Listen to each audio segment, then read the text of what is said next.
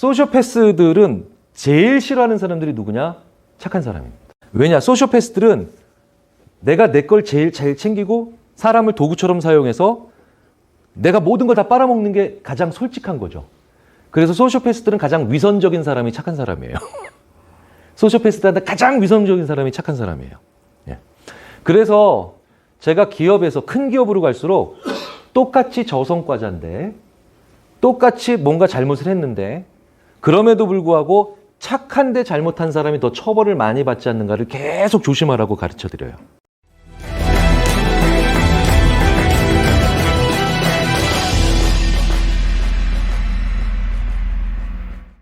스티브 잡스가 사망한 지 벌써 10년이 넘어가는데 2011년에 스티브 잡스가 이제 췌장암으로 이제 더 이상 살 수 없, 그러니까 스티브 잡스 정말 불행한 겁니다.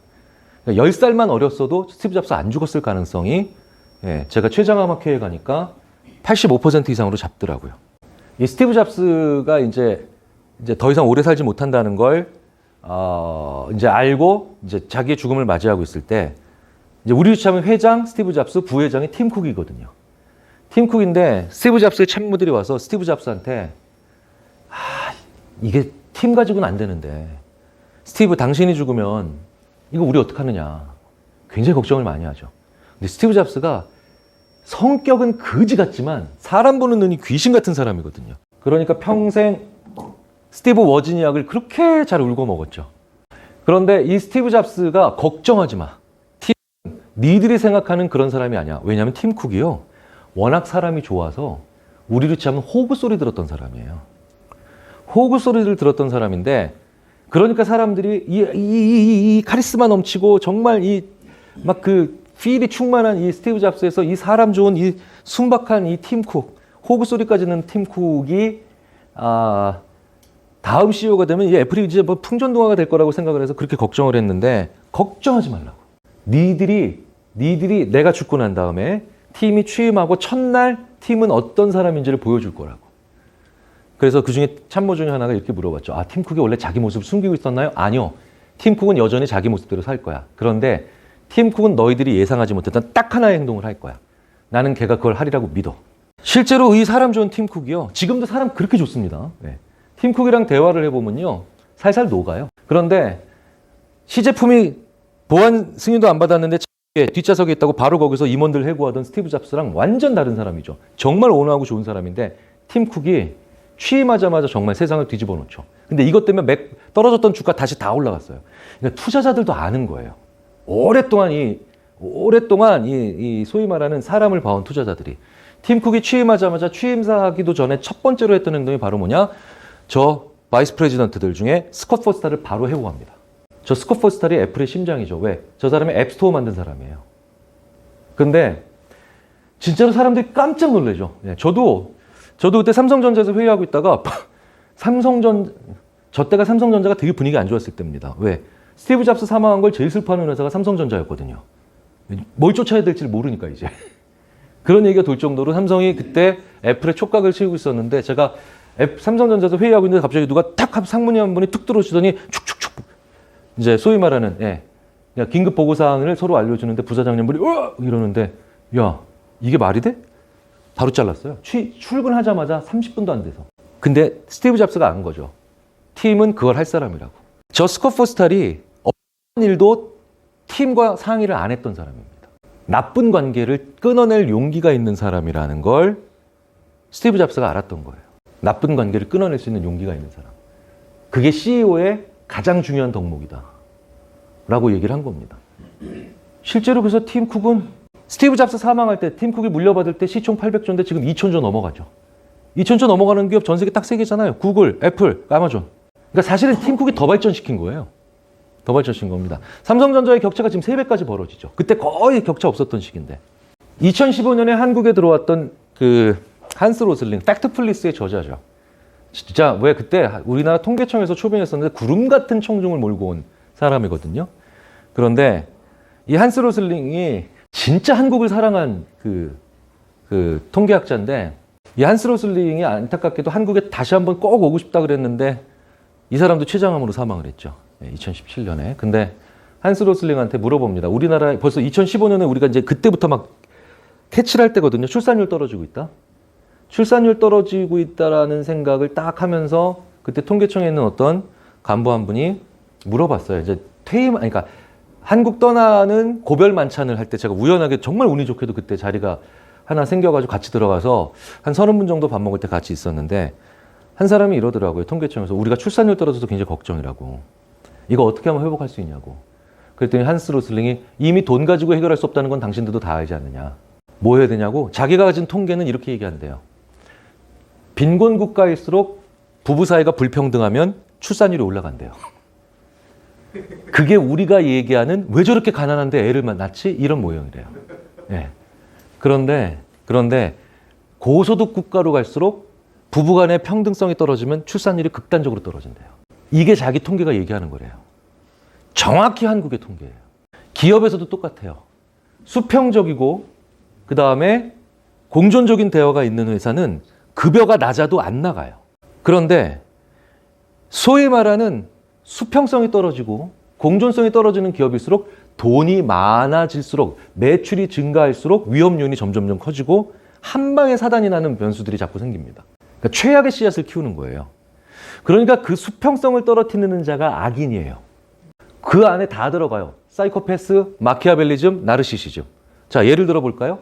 나르시시즘 이런 거 많이 들어보셨죠? 나르시시즘도 결국 다 수평성을 깨는 거거든요. 아니, 회사에 분명히 직급이 있는데 어떻게 다 계급장 뛰란 얘기야? 그게 아니죠. 그게 아니라 수평성이 떨어지는 사람들은 이런 사람들을 얘기하는 겁니다. 자존감이 높은 김 부장과 나르시시즘에 빠져있는 박 부장이 있다고 치자고요. 네. 자존감은 뭡니까? 자기가 봤을 때 자기가 괜찮고 자신감이 있는 거죠. 근데 나르시시즘은 자기가 거울 보고 뿅 같다 이렇게만 생각하시는데 그게 아니라 자존감이 높은 박 부장은요. 박 부장, 이제 상무님이 박 부장 불러서, 김 부장 불러서 자존감이 높은 김 부장은 상무님이 불러서 야, 김 부장 이번에 그 일 너무 잘했어. 그러면 자존감이 높은 사람일수록 수평적인 즉 공존성 있는 이유를 얘기합니다. 이렇게 얘기해요. 자존감이 높은 김 부장은 원래 저희 팀 애들이 한기량 해요. 이렇게 얘기해요. 그러니까 뭐냐? 내가 어떤 일이 잘 됐다라는 결과를 받아들고 지금 이게 협업의 결과였다는 걸 강조하는 겁니다. 그렇죠? 원래 우리 팀 애들이 한기량 해요. 근데 나르시시즘에 빠진 박 부장은 야, 박 부장 똑같이 칭찬받습니다. 상무님한테. 그러면 이번에 너무 일 잘했어. 야, 이렇게 하면 박 부장은 이렇게 얘기합니다. 저 띨띨한 것들을 데리고 제가 이 일을 해냈죠. 이 컨셉으로 얘기를 하는 거예요. 공존성이 떨어지는 대화죠. 수평성이 없는 대화죠. 이런 게 수평성이 없는 거예요. 계급을 무시하는 게 수평인 게 아니라. 그래서 나르시시즘에 빠진 사람들은요. 내가 잘하는 것보다 중요한 게 남들은 못하는 거예요. 이게 되게 중요합니다. 그래서 칭찬을 해보셨을 때, 우리 애들이 원래 한기량해요. 이거 중용하셔야 돼요. 이런 사람들. 그런데 이때 칭찬의 순간에 가장 다른 사람들과의 격차를 벌리려고 하면 이건 굉장히 수평성 떨어지는 사람입니다. 이런 거 하나하나가 다 우리 주위에 있는 요소들이라는 거죠. 그런데 이게 이제 병적으로 심해서 고칠 수 없는 자들, 이런 자들을 소시오패스라고 하죠. 소시오패스가 제일 싫어하는 강의가 심리학 강의입니다. 왠지 아세요? 인간을 이해할 필요가 없거든요. 망치를 쓰려고 하는 사람은 망치의 성분에 궁금심이 있는 게 아니라 망치를 얼마나 오랫동안 쓸 수 있는가가 중요하죠. 그래서 소시오패스들은 딱 심리학 강의를 딱 들으면 한 15분 정도 있으면 발광을 해요. 보통은 이제 사이코패스는 잔혹한 살인마. 근데 소시오패스는 뭐라고 얘기하느냐? 양심의 기능이 멈춘 사람. 양심의 기능이 멈춘 사람이라고 보통 표현하시면 됩니다. 그러니까 악인이에요. 근데 양심의 기능이 멈췄다라는 게 무슨 뜻이냐면요. 주저하지 않는다는 뜻이에요.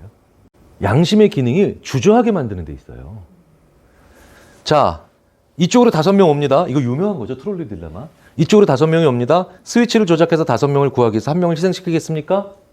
눈물을 머금고 해야 되죠. 하지만 눈물을 머금는 게 중요해요. 눈물을 머금어야 정상이에요. 그런데 이런 더 심한 경우도 있죠. 사실은 논리적으로는 같은 경우죠. 이쪽으로 달려오는데 이걸 스위치를 틀어서 이쪽으로 보내면 이 사람 5사람 살리죠. 한 사람 희생시켜서. 그렇죠? 근데 이럴 때는 그래도 사람들이 눈물을 머금지만 이렇게 해요. 그런데 이렇게 밀쳐서 1명 살려, 이건 내 손에 피 묻는 거죠. 이건 진짜 웬만하면 못 해요. 그렇죠? 그런데 이 모든 경우에 차이가 없으면 그게 소시오패스일 가능성이 높아요. 무슨 얘기냐? 대를 위해서 소를 희생하는 걸 너무 쉽게 생각하는 사람들이 의외로 굉장히 양심의 기능이 약한 사람들이에요. 인간에겐 주저하고 머뭇거리고 그리고 눈물을 머금어야 되는 그게 양심의 기능입니다. 나쁜 일을 하더라도 누군가를 희생시켜야 되더라도 결국은 피가 묻는 행동들 있죠. 이런 것들을 할 때 주저하게 만드는 게 바로 진짜로 본질적으로 나쁜 일을 할 때도 안전장치가 되거든요. 그런데 여기서 다시 타고나는 사람도 있고 안 타고나는 사람들도 있긴 있어요. 그러니까 타고나는 사람들은 태어날 때부터 그 주저하는 기능이 없는 사람들이죠. 그러니까 편도체 같은 게 약한 사람들입니다. 편도체가 스트레스 받게 하는 거거든요. 스트레스 받는 건 없으면 좋지 않겠니? 사람 찔러 죽였는데 스트레스 안 받으면 그게 나쁜 놈이죠. 그렇죠? 사람을 때렸는데 그렇죠? 괴로워하지 않으면 그게 나쁜 놈이죠. 자, 그런데 이게 무슨 얘기냐면 대를 위해서 소를 희생한다라는 걸 너무 강조하기 시작하면 되게 재밌게도 소시오패스적인 사람들이 내 세상에 왔구나라고 생각해서 주도권을 잡기 시작해요. 리더가 대를 위해서 소를 희생한다는 걸 어쩔 수 없이 해야 될 때가 있잖아요. 그때 리더가 머뭇거리는 모습을 보여줘야 돼요. 그때 리더가 주저해야 돼요. 눈물을 머금어야 돼요. 실제로 뇌에서는 손상이 일어나면 이제 이런 VMPFC, 그러니까 벤트로메디알 프리프론탈 콜텍스, 우리가 이제 뇌 자체를 공부하는 건 중요하지 않지만 뇌에서 공정함, 그 다음에 도덕적인 것들, 이런 것들을 판단하는 그런 영역들이 있어요. 근데 재밌는 건 여기가 망가지잖아요. 되게 중요한 건 부조리한 짓을 시켜요. 그게 제일 또 두 번째로 위험한 일이에요. 이 양심이 없는 사람들은 그런데 그 타겟이 누군지 아십니까? 착한데 능력 있는 사람한테 부조리한 일을 시켜요. 착한데 능력 있는 사람들한테 가장 먼저 뭡니까? 위험한 일을 시켜요. 그래서 그게 위험한 거예요. 실제로 소시오패스들은 제일 싫어하는 사람들이 누구냐? 착한 사람입니다. 왜냐? 소시오패스들은 내가 내 걸 제일 잘 챙기고 사람을 도구처럼 사용해서 내가 모든 걸 다 빨아먹는 게 가장 솔직한 거죠. 그래서 소시오패스들은 가장 위선적인 사람이 착한 사람이에요. 소시오패스들한테 가장 위선적인 사람이 착한 사람이에요. 예. 그래서 제가 기업에서 큰 기업으로 갈수록 똑같이 저성과자인데 똑같이 뭔가 잘못을 했는데 그럼에도 불구하고 착한데 잘못한 사람이 더 처벌을 많이 받지 않는가를 계속 조심하라고 가르쳐드려요. 조직에서 두 명 다 저성과자고 혹은 두 명 다 일을 잘못했고 두 명 다 어쨌든 경고든 징계든 처벌을 받아야 됩니다. 그런데 처벌을 받아야 될 사유는 똑같이 크기 5에 10점 만점에 7이에요. 그런데 묘하게도 리더가 조금만 신경을 안 쓰잖아요. 그러면 똑같은 잘못을 저질렀는데 나쁘거나 아니면 최소한 착하지 않은 사람이 잘못을 저질렀을 때보다 착한데 동일한 잘못을 저지른 사람이 더 처벌받을 때가 많아요. 왜? 이 사람들이 좀 더 뒤탈이 없거든. 착하니까. 이거 진짜 조심하셔야 됩니다. 예. 그러면 반드시 짧은 기간 내에 문제점이 나오는데 그게 바로 뭐냐? 첫 번째가 바로 뭐냐? 능력 있고 착한 사람들 위주로 조직을 떠나요. 두 번째, 그 자리를 귀신같이 못된 애들이 채워요. 예. 그리고 이런 일이 반복되면 그러니까 못된 애들끼리 남는 회사가 되는 거예요. 예. 이렇게 되면 진짜 이제 조직이 이제 회생이 불가능한 사태가 되는 거죠. 회생이. 네. 그런 사람이 아닌 좋은 사람을 보려면 어떻게 봐야 되느냐? 연민을 봐야 됩니다. 근데 연민이 또 강한 사람은 또 유난히 또 소시오패스 중에 동정심을 잘 유발하는 소시오패스에 약해요. 그렇겠죠. 연민이 강하니까 동정심을 잘 발휘하니 동정심을 잘 유발하는 소시오패스에 약하죠. 그래서 어떻게 살아가셔야 되는가? 조직도 어떻게 관리하셔야 되는가에 대한 의외의 저희들의 의외지만 아주 굉장히 메커니즘적으로는 아주 정교하면서도 당연한 결론에 제가 도달할 겁니다.